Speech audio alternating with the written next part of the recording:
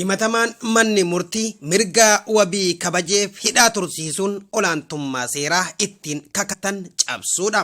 Bulchiinsi godina Booranaa namoota mirgi wabii mana murtiin kabajameef gadi lakkisaa jechuun immoo barreeffama qaboon seeraa faalla'eera. Biyya san keessatti immoo akkuma hundi keenya beeknu qabiyyeen seeraa osoo hin taane qabiyyeen mootummaan abbaa irrummaa isaatiin hawaasa mankaraarsaa ittiin jiru baay'ee uumaa birattis akkasumas immoo nama birattuyyuu waan cubbifamaadha.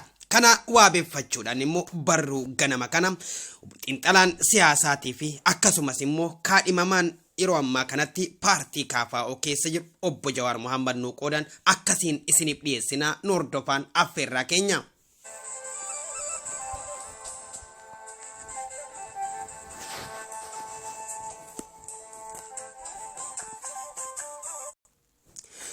Himatamaan manni murtii mirgi wabii kabajeef hidhaa tursiisuun olaantummaa seeraa ittiin kakatan cabsuudha. Bulchiinsi godina Booranaa namoota mirgi wabii mana murtiin kabajameef gadi lakkisaa.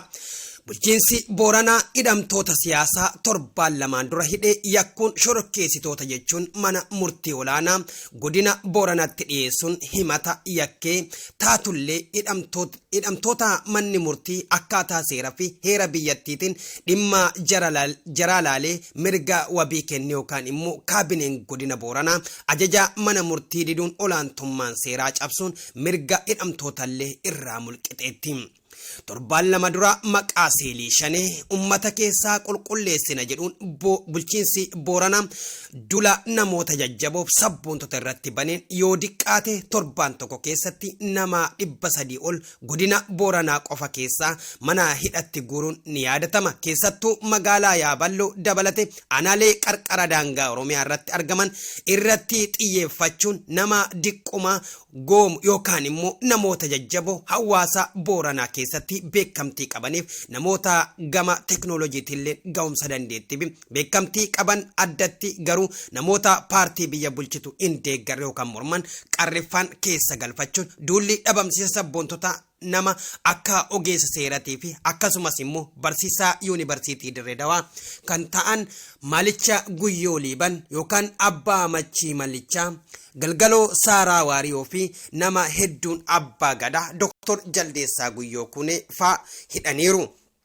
Akkuma nu cufa waliin beennu biyya Itoophiyaa keessatti nama dhimma siyaasatiin hidhame dhimma isaa kallaalee murtii itti kennu mana murtii odoo hin taane dabballoota tika paartii biyya bulchituu fi kaabinee hooggansaa paartichaati.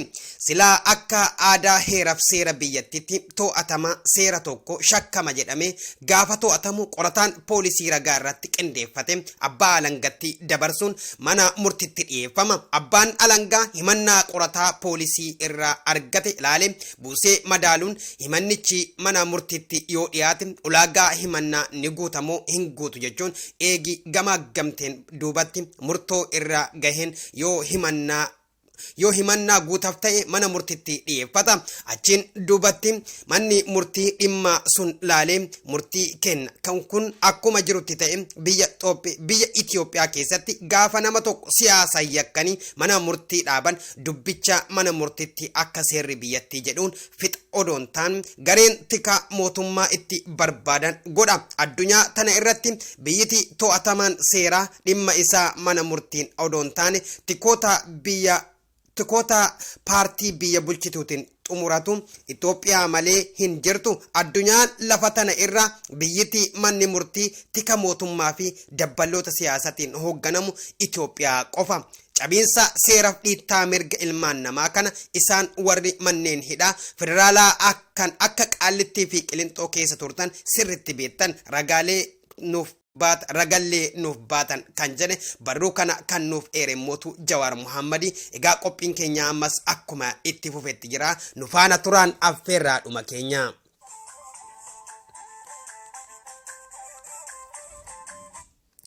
Egaa barruu kana Jawaar Mohaammed itti fufuun gara dubbiin ba'eefitti yoo deebi'u bulchiinsa Booranaatiin akkuma ukkaanfamaniin Malichi Guyyoo Liiban nama 2 waliin mana murtii olaanaa godina Booranaa Yaaballootti dhiyeeffaman. Akkuma gubbarratti tuqe manni murtii jara sadeeniifuu mirga wabii qarshii 15,000 15,000 eeguufillee poolisiin godina Booranaa ajaja mana murtii diduun hidhamtoota gadi lakkisuu dide.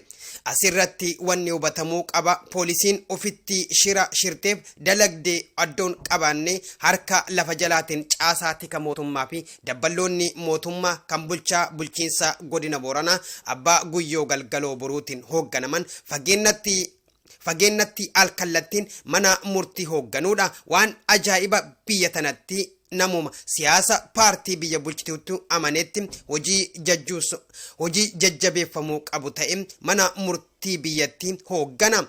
Adoo manni murtii haqaa aguma barbaade murteessaa oolellee gareen haqaa qofa balleessuuf mootummaan bobbaafamte sun aangoo mana murtii mulquun mirga dhala namaa dhiittee dhiichifti.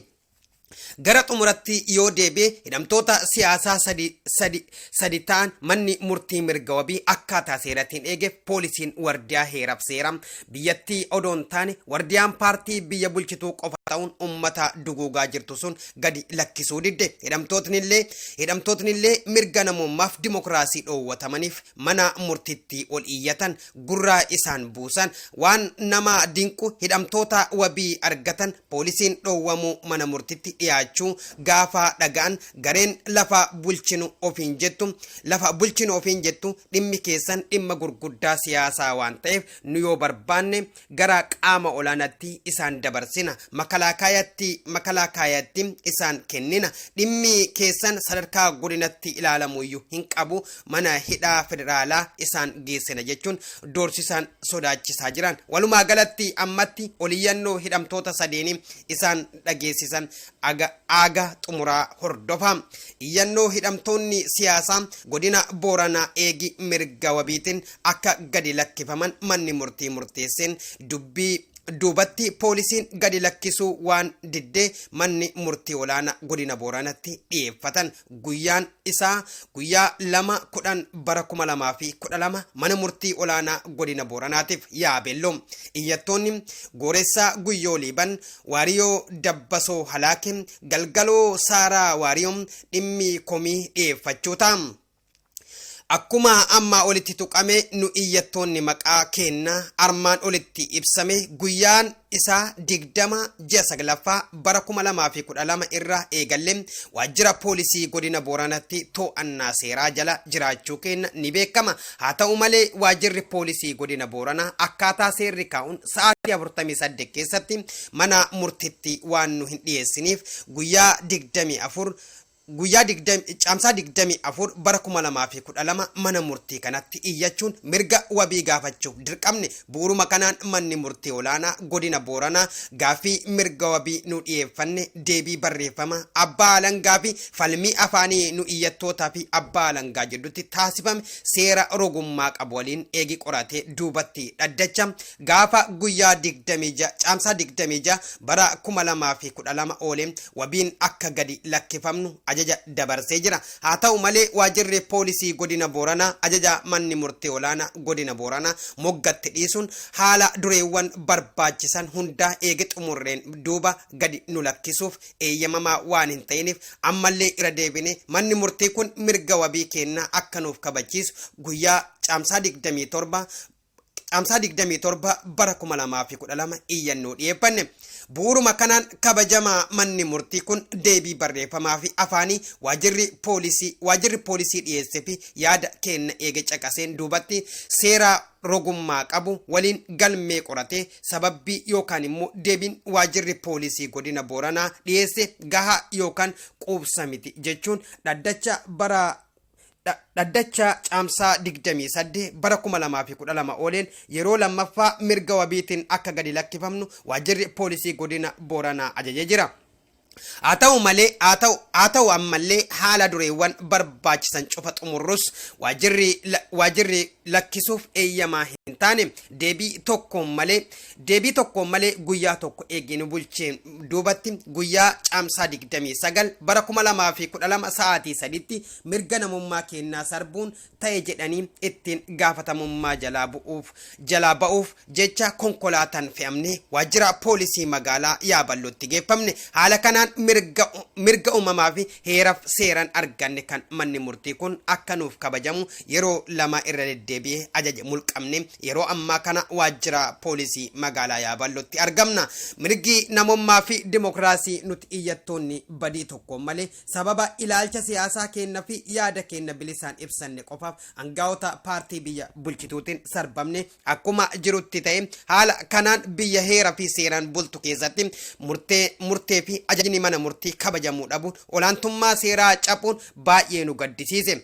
Biyya murtee fi ajajji mana murtii hin kabajamne keessatti lammiileen biyyatti kabaja mirga namummaa fi dimokiraasitiif wabii hin qaban alseerummaa nurratti raawwatame kun qabsoo waggoota dheeraaf ummanni Oromoo fi sabaaf sablamoonni biyya teenyaa kabaja mirga namummaa fi dimokiraasitiif taasisan turan fi injifannoowwan wareegama guddaan argame kan faalleessuudha. Aangaa'onni kun ajaja mana murtii moggaatti dhiisuun mirga wabiitiin gadi nu dhiisuu diduu bira dabranii sababa nu mirga keenya falmanneef qofa yoo isaan qaama biraa yookaan tika biyyaalessaa yookaan raayyaa ittisa biyyaa isaan kennina jechuun nu doorsisaa jiru. Kanaaf manni murtii kun haala yaaddessaa nu iyyattoonni keessa jirru kana hubachuun akkaataa seeratiin mirga wabii kenna akka nuuf kabachiisuu qaban gaafanna. Horaa bulaa deebanaa kana fakkaata eegaa haalli hidhamtoota 300 ol kan amma Booranatti ukkaanfamanii jiranii namni quba hin qabu kan jedhe kana kan nuuf qoode mootuu xiinxalaa siyaasaa fi daayirektara OMN duraanii amma immoo paartii KFO'tti kaadhimamaa kan ture obbo Jawaar Mohammadi.